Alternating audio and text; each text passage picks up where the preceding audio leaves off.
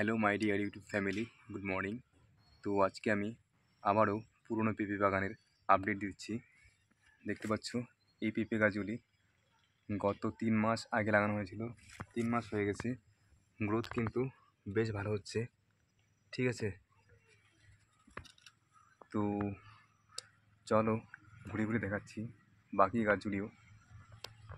ঠিক আছে, এই দেখতে পাচ্ছ, ব্যাক ক্যামেরাতে দেখাচ্ছি। এই দেখতে পাচ্ছ এখন অবধি কিন্তু এখানে কোনো রাসায়নিক সার ব্যবহার করিনি, শুধুমাত্র গোবর সার দেওয়া হচ্ছে, গোবর সার আর জল দেওয়া হচ্ছে। ঠিক আছে, এই দেখতে পাচ্ছ গ্রোথ কিন্তু বেশ ভালো। এই বাগানটা আমার তৈরি করতে খরচ হয়েছিল 30,000 টাকা। দেখলে মনেই হবে না যে এখানটায় আমি 30,000 টাকা খরচ করে বসে আছি।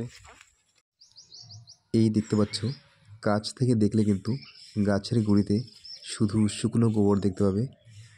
পেঁপে গাছে কিন্তু কাঁচা গোবর ব্যবহার করতে নেই, এতে ছত্রাকজনিত রোগ লাগতে পারে।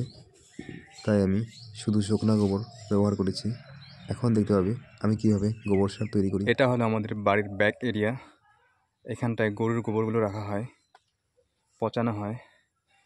তারপরে যখন এগুলো পচে এখানটায় শুকোয়, এরপরে আবার এগুলোকে গাছে দেওয়া হয়, জমিতে দেওয়া হয়। এগুলো বেশিরভাগ অ্যাকচুয়ালি গাছে দেওয়ার জন্য ইউজ করা হয়।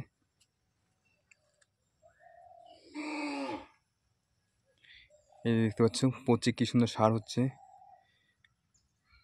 পিওর ন্যাচারাল জৈব সার। এগুলোকে পেঁপে গাছে ইউজ করব। আমার চ্যানেলে রেগুলারলি ভিডিও আপলোড করা হয়। আমার ভিডিওগুলো যারা রেগুলারলি দেখো, আই হোপ কি অনেক কিছু শিখতে পারবে, জানতে পারবে। এরপরে আরও অনেক নতুন নতুন ভিডিও আপলোড করা হবে।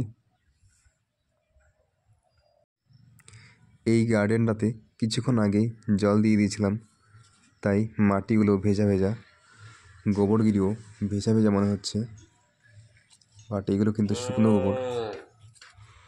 আর দেখতে পাচ্ছ প্রতি লাইনে 6 ফিট দূরত্বে গাছগুলি লাগানো হয়েছে।